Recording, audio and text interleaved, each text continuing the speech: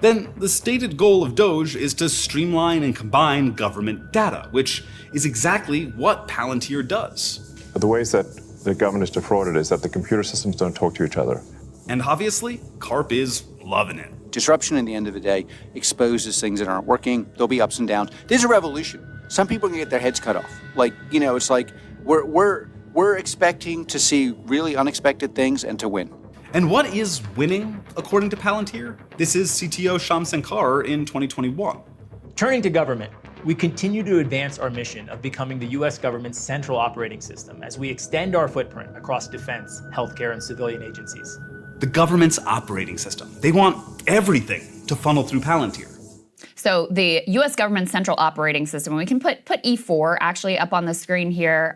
Jason Bassler tweeted about some of the data the government already collects on everybody that would now be centralized and unified. He's talking about tax filing, student debt, Social Security, bank accounts, medical claims, immigration status, and he says no previous database system has ever centralized this much personal info across various federal agencies. So help us understand the extent of this in the ways in which this could be deployed. I think we already have some inklings of this from the war on terror and the way that dissent in various administrations has been curbed and people profiled who may be at odds with administration priorities.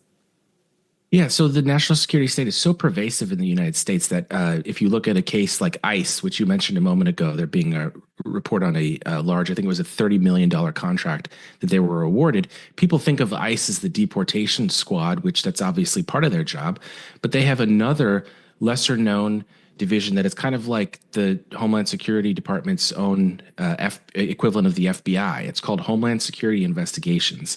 And if you go and look through some of the stuff that's been released under FOIA about them, they're involved in monitoring protesters related to the Gaza war, stuff that you wouldn't think of as what you think of as ICE's remit, being going after people that they're going to deport. That's what its other function called enforcement and removal operations does, but that's not all they do. So these guys have a very broad mission set. It's not just immigration. It's also, quote, national security threats, which can encompass a lot. They've got thousands of special agents.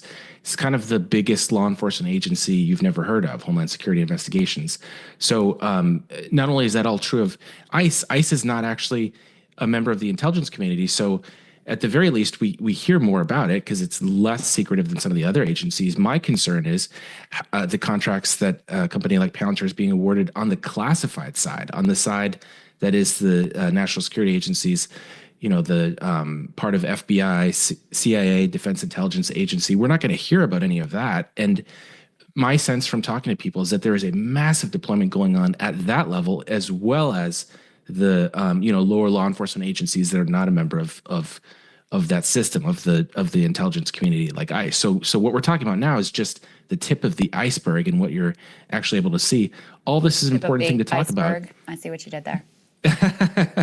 All this is an important thing to talk about because when Trump talks about cutting these agencies, and in some cases he is trying to cut them. He proposed a 5% cut to FBI, for instance, and cutting certain things in the Department of Defense, the military. He's cutting legacy systems. So we're talking Lockheed Martin. It's going to affect the old school companies. But what's happening at the same time is more money is being thrown at these newer entrants who are focused on AI and technology. So it's sort of misleading to say he wants to cut these deep state agencies. It's more like he wants to move the money from these legacy platforms, which I think there's a good argument for, but towards these AI-fueled ones that raise all these civil liberties concerns that we're talking about now. Right, and you wrote an article called Homeland Security's Pre-Crime Push, where you're talking about some of these elements. I mean, one of the things that I've been really thinking through in this era where, the Trump administration is trying to effectuate this policy of mass deportation, there's a conception that you can sort of limit those tactics just to the immigrant or the undocumented immigrant population.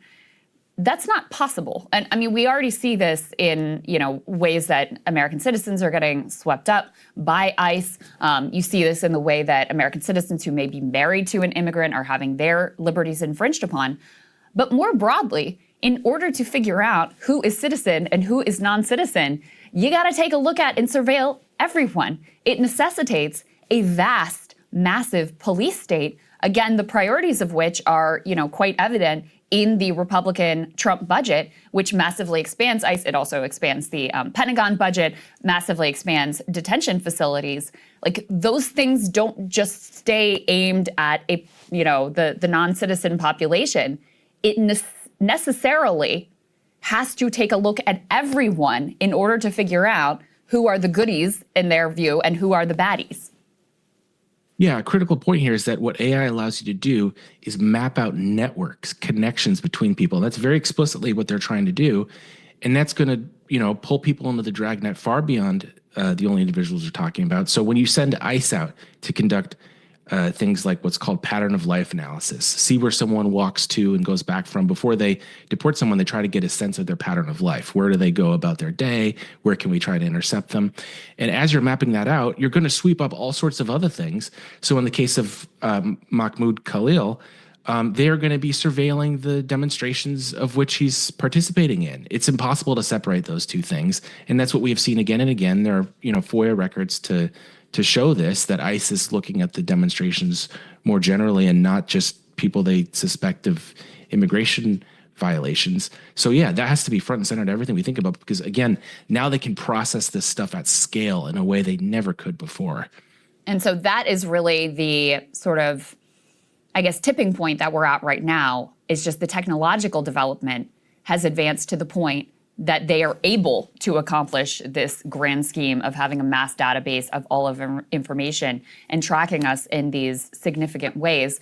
There's been a lot of conversation about Elon and Doge. There's actually a little clip of him in the More Perfect Union piece. And in some ways, Doge is this total and complete failure, didn't save any money, made the government less efficient. But in other ways, I have a lot of questions about what was going on there and what sort of data was being collected, what sort of data was being consolidated. And, Elon obviously very close to Thiel and to Alex Karp over at Palantir. What do you make of how the Doge project sort of is connected to this move towards massive data collection? Yeah, AI informed that as well. I mean, Musk has his own company, XAI, which the most common part of that we think of is Grok on Twitter. But the idea behind that is that all of these companies are trying to take the information that they already had, and there's a lot of speculation that that's why Elon Musk bought X in the first place, was to be able to access that data and then have some sort of input to use to train AI on. And so there is just this blitz around. Just to give you just one random example, since the budget came out, I was looking through it. The Department of Homeland Security has an AI Corps, just like the Peace Corps or any other subgroup that an agency might have, that has an entire team of people going around to these different agencies, figuring out, just like we saw with Doge, but happening at the agency level, which we might not hear about. How do we take these breakthroughs, these advancements that are happening, and apply that to case management, to information processing, and like you said before, sharing across agencies. Even though ICE is not in the intelligence community, they have a formal mechanism by which they can share information with them. So something that ICE might sweep up, maybe it'll get passed along to FBI, maybe it'll get passed along to military police or whatever it may be. So there really needs to be a debate about this brave new era we're entering in, because protecting civil liberties is going to look completely different than it did prior to machine learning and some of these large language models. Hey, if you like that video, hit the like button or leave a comment below. It really helps get the show to more people. And if you'd like to get the full show ad-free and in your inbox every morning, you can sign up at breakingpoints.com. That's right. Get the full show, help support the future of independent media at breakingpoints.com.